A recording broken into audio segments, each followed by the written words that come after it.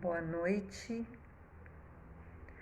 Mais uma semana se inicia, agora no mês de agosto, com uma mudança de clima aqui em São José do Rio Preto, ventando bastante, refrescou um pouco e está bastante favorável a nossa interiorização para refletirmos um pouco a respeito das verdades, das realidades imortais. E é de muita alegria que nós vamos dar continuidade às reflexões referentes ao livro Boa Nova, psicografia de Francisco Cândido Xavier, pelo espírito de Humberto de Campos. E nós iniciamos na semana passada o capítulo 9. Nesse capítulo, Jesus tem um diálogo de coração para coração com um discípulo apóstolo pouco falado.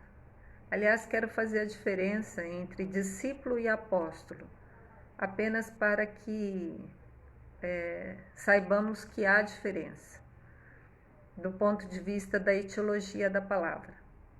Apóstolo é aquele que estavam ao pé de Jesus, ou seja, como foi designado os 12 mais próximos convocados, chamados por Jesus. Discípulo é todo aquele que segue os ensinamentos de Jesus. Portanto, nós somos discípulos de Jesus, porque nós estamos aprendendo a partir da fala, a partir dos exemplos do Cristo Jesus. Ok? Então tá. O apóstolo Simão, que não é o Pedro, é Simão e que mais tarde foi designado por Jesus como Zelote, o zeloso. Então, Simão o Zelote, que não é o Simão Pedro. Então, um dos 12 apóstolos do grupo dos mais velhos. Pertenciam a esse grupo dos mais velhos: Simão Pedro, seu irmão André, que já foram citados na semana passada, nesse mesmo capítulo 9. E agora o diálogo, esclarecendo a respeito das questões de juventude e de velhice biológica na Terra, e também agora Jesus vai fazer um paralelo com relação à espiritualidade, com a imortalidade, ok? Então vamos nós ao que nos interessa, porque é extrair a síntese, o espírito que há por trás dos ensinos de Jesus. Então, depois de expor os seus receios e vacilações, observou Jesus a Simão, o Zelote, que o fitava sem surpresa. Então, Simão, o Zelote, observou que Jesus não tinha surpresa nenhuma a partir dos encaminhamentos desse apóstolo, das dúvidas, dos receios, das vacilações. E por que isso acontece? Por que não há, da parte de Jesus, nenhuma surpresa? Como se tivesse pleno conhecimento das emoções do apóstolo querido. É porque espírito superior é assim. Espírito superior não precisa de bola de cristal. E quanto mais superior for, e nesse caso é um Cristo, portanto, Simão, Yara, Silvana e todos somos irmãos. E como é um Cristo, é um irmão bem maior, bem mais velho, referindo-se a experiências evolutivas. Só para dar uma noção disso. Cristo é um ser que já cria junto com Deus, em escala maior. Portanto, temos notícia no livro A Caminho da Luz, que há 4 bilhões e meio de anos atrás, quando o presidiu a formação da Terra, o Cristo Jesus, mais uma equipe de espíritos de Skol já eram Cristo, há 4 bilhões e meio de anos atrás.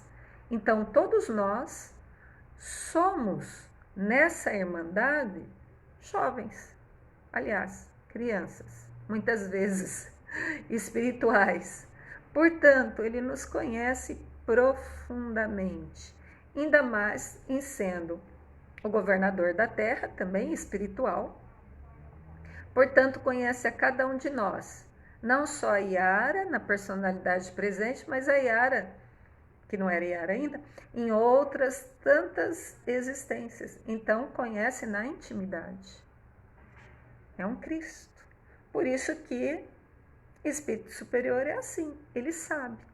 Ele não fica verbalizando, ele não fica demonstrando, ele não fica se vangloriando, mas ele simplesmente sabe e age em consonância com essa sabedoria.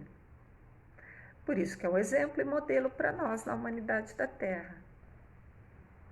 Simão disse o mestre com desvelado carinho: poderíamos acaso perguntar a idade de nosso pai? Porque vamos lembrar semana passada, quais que eram os receios e as vacilações de Simão Zelote? Que ele era velho.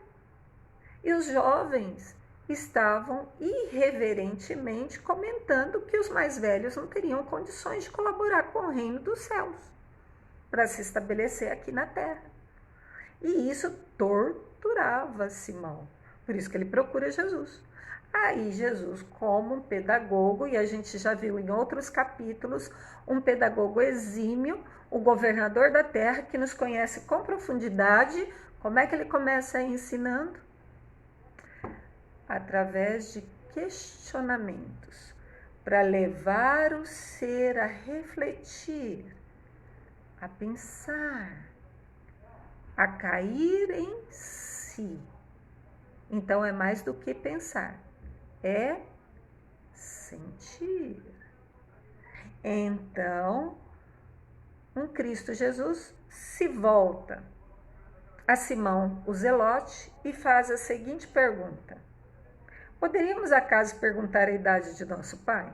Tipo assim, não tem como calcular, mas com certeza é o primeiro ser, espírito, entidade, individualidade, sei lá como queiram chamar, da história de tudo que existe. Portanto, Simão, não vamos nos preocupar não, que nós estamos velhos, porque Deus é muito mais velho ainda.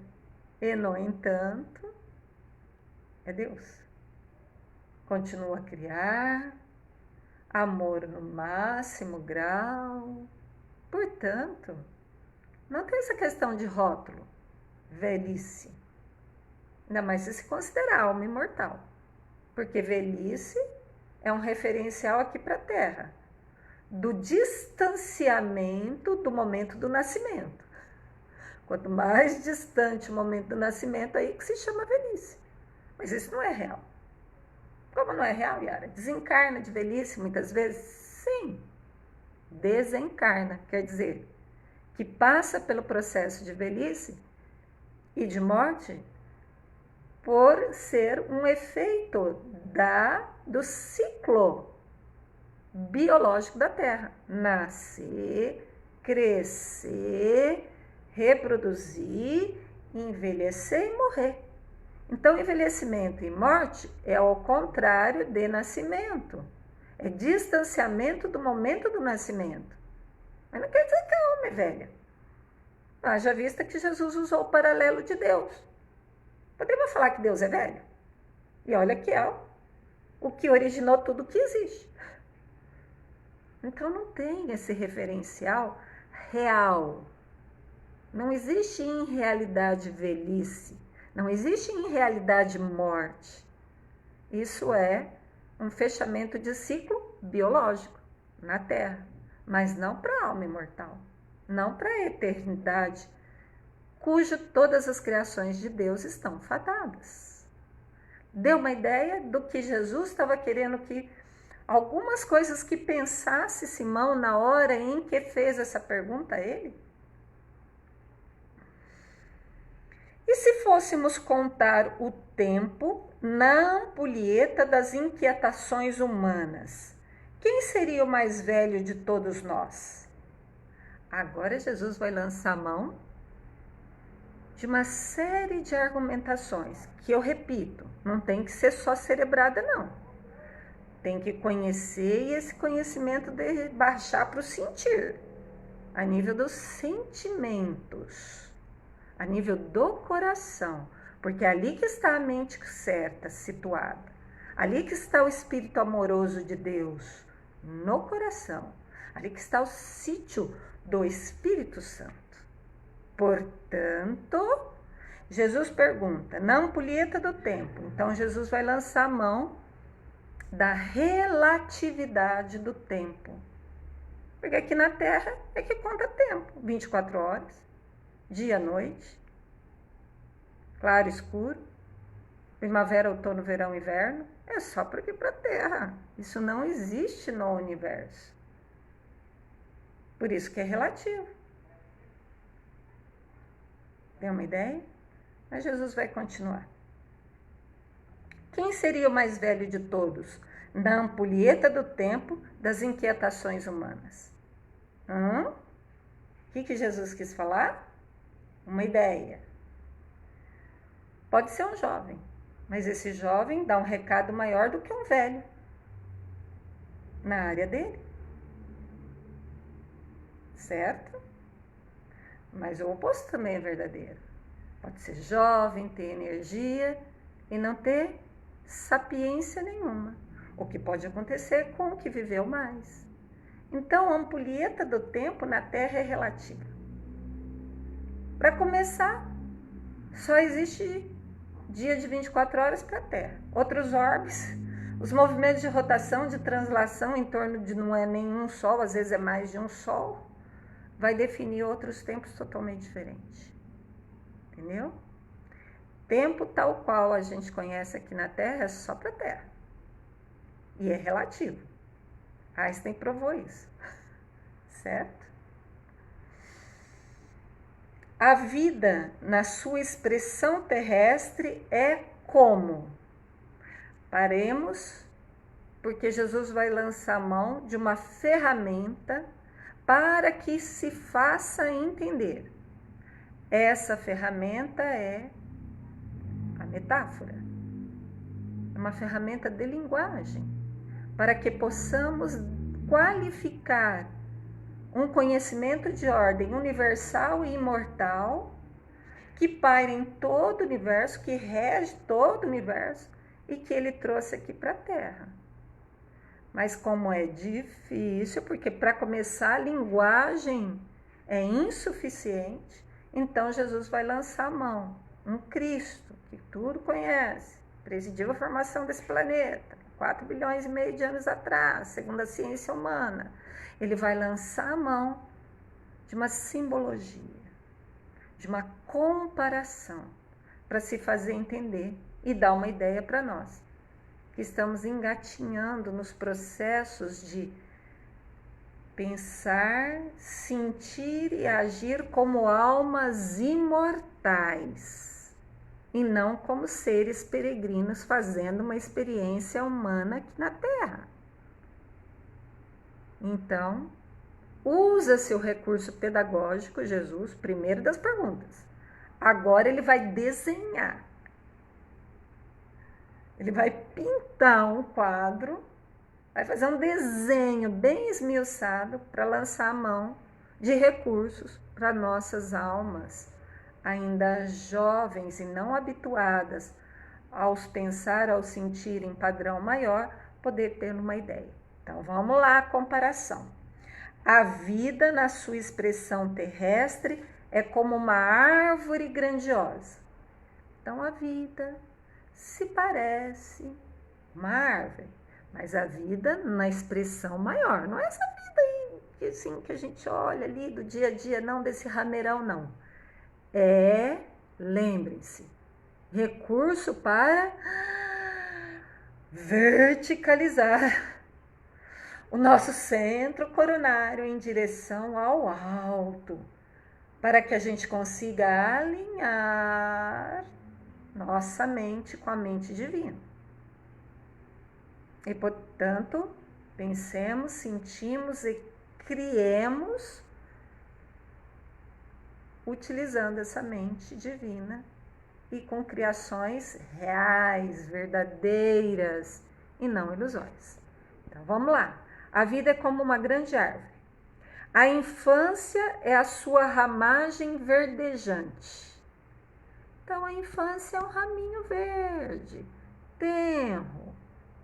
A mocidade se constitui de suas flores perfumadas e formosas. Mocidade, formosura, tudo é bonito, tudo é colorido, tudo é beleza, flores. A velhice é o fruto da experiência e da sabedoria. Então, vamos lá. Dependendo da árvore, a ramagem mata a fome e a sede. As flores matam a fome e a sede. Mas os frutos, esses dessedentam a sede, matam a fome e ainda tem dentro a semente, que é a notícia que vai se ter mais árvores. Porque a semente comporta o embrião de uma nova árvore. Então, o fruto é a síntese de um processo laborioso que a árvore foi submetida, dependendo da espécie, demora séculos. Para que essa síntese na forma de frutos tivesse contido nela a ramagem verdejante, a flor que tem que ser polinizada para produzir o fruto. Deu uma ideia da grandiosidade do exemplo que Jesus quer nos passar? Então, criança, ramagem, jovem, as flores, velhice, tem o seu papel. E qual é a notícia que a velhice tem que dar? Nesse contexto todo, de experiência e sabedoria. Então, cada um tem o seu papel. Jesus já está falando assim, olha, se não fosse a ramagem, não teria a flor, não teria o fruto. Se não fosse a flor, não teria o fruto. E se não fosse o fruto, não teria a árvore. Porque é graças à semente que tem no fruto que dá a árvore. Deu uma ideia?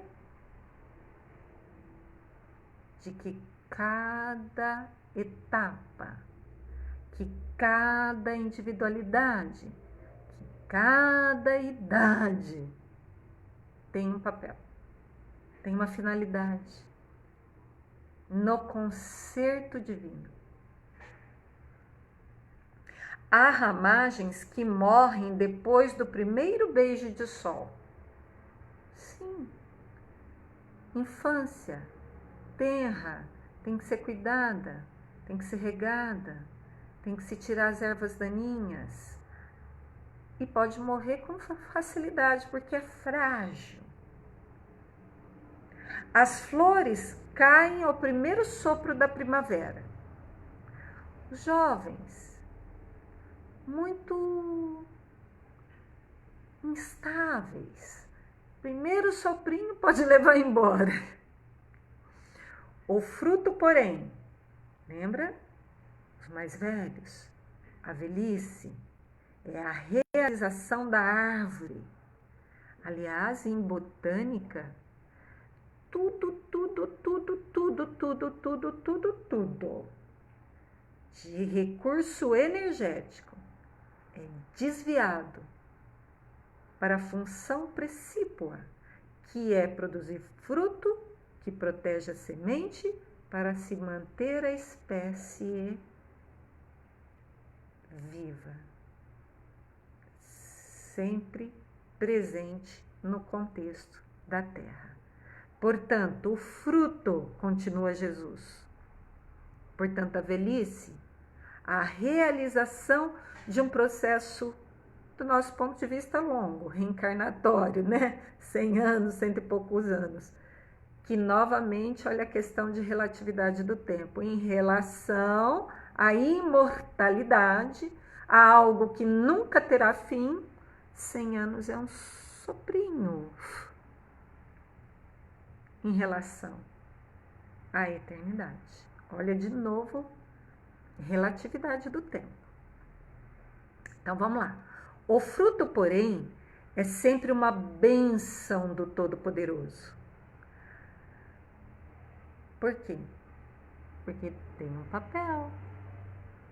Tudo embaixo desse sol tem tempo. Tem tempo de sorrir, tem tempo de chorar, tem tempo de crescer, tem tempo de envelhecer. E tudo, qualquer um desses tempos que vai passar, é ilusório, tem significado espiritual, que não é ilusão, que é real. Tá dando uma ideia? A ramagem, lembra que a simbologia da infância é uma esperança. Então, não sabemos o que aquela criança vai fazer, não sabemos ao que ela veio, qual é o seu projeto reencarnatório. Uma esperança. A flor, que é a juventude, uma promessa. Promessa, passou, está estudando, prometendo ser um bom médico, um bom advogado, um bom contabilista. É uma promessa. Agora, o fruto, que é a velhice, é a realização.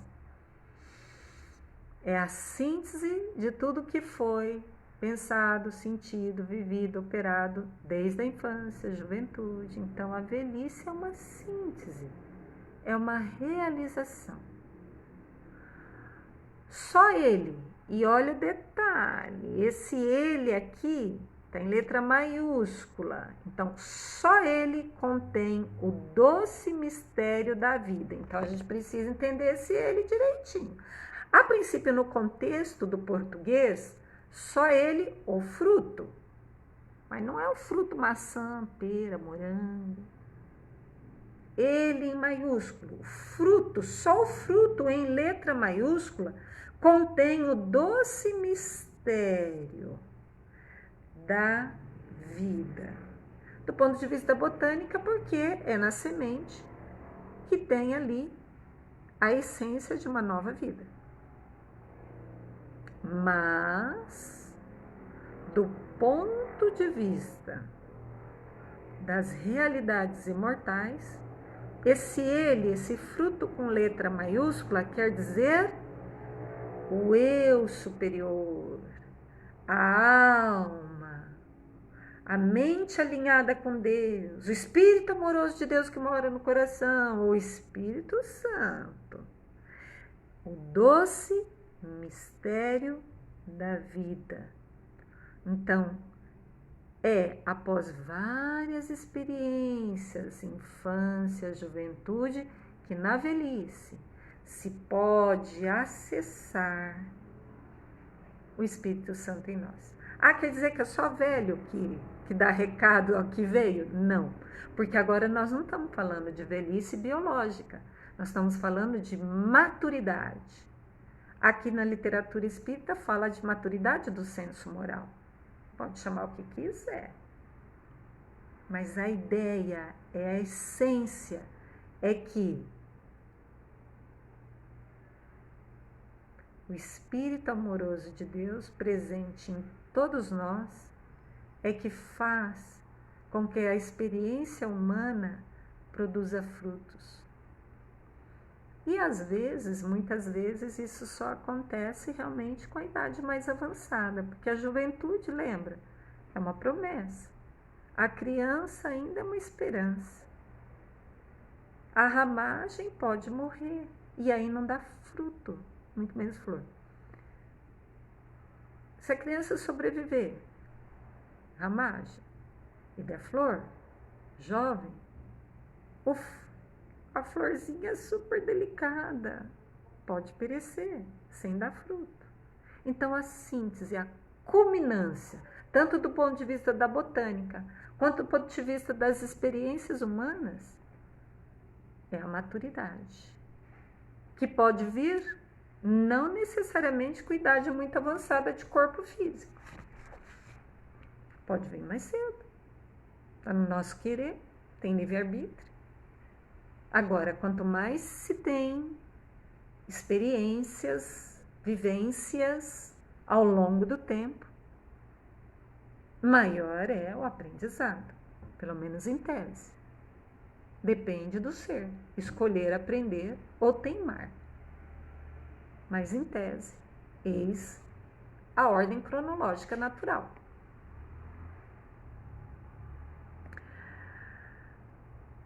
Eu gostei da palavra doce mistério. Vira e mexe, tem palavras aqui nessa obra reveladora de Francisco Cândido Xavier que nos faz não pensar, nos faz sentir. Porque tem que ser no campo do sentimento para pegar essas coisas. Doce mistério da vida, cuja fonte se perde no infinito da divindade. Se é mistério, nós não vamos conseguir celebrar. Nós vamos ter que sentir, tal qual fé. A gente pode ter definição de fé, pode refletir em fé, mas a fé é eu sei. A fé não é eu conheço. A fé é colocar o pezinho mesmo sem ver o chão, porque você sabe que vai aparecer o chão. Doce mistério da vida, que se perde no infinito da divindade. É um mistério. Mas é na velhice, entre aspas, nas longas experiências, que nós vamos conseguindo acessar esse Espírito amoroso de Deus, que é um mistério, Espírito Santo, que é um mistério. Nós vamos alinhando-nos com o infinito da divindade. Se perde aí. A gente não sabe onde começa, onde termina. Parece aquela expressão do Alto da Compadecida do Chicó, né? Eu não sei definir, eu só sei que é assim.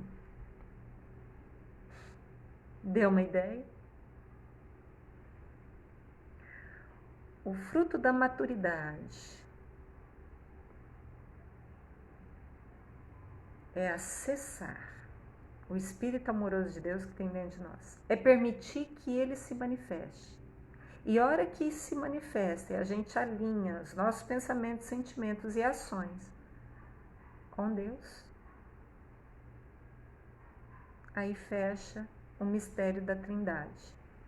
Pai, Deus, Filho, nós, Espírito Santo, que é esse doce mistério que se pode acessar tanto na juventude, quanto na maturidade, quanto na velhice. Mas que com certeza, quando se manifesta, é porque ele está na velhice. Da maturidade moral, não da velhice biológica. Me fiz entender? Porque independe.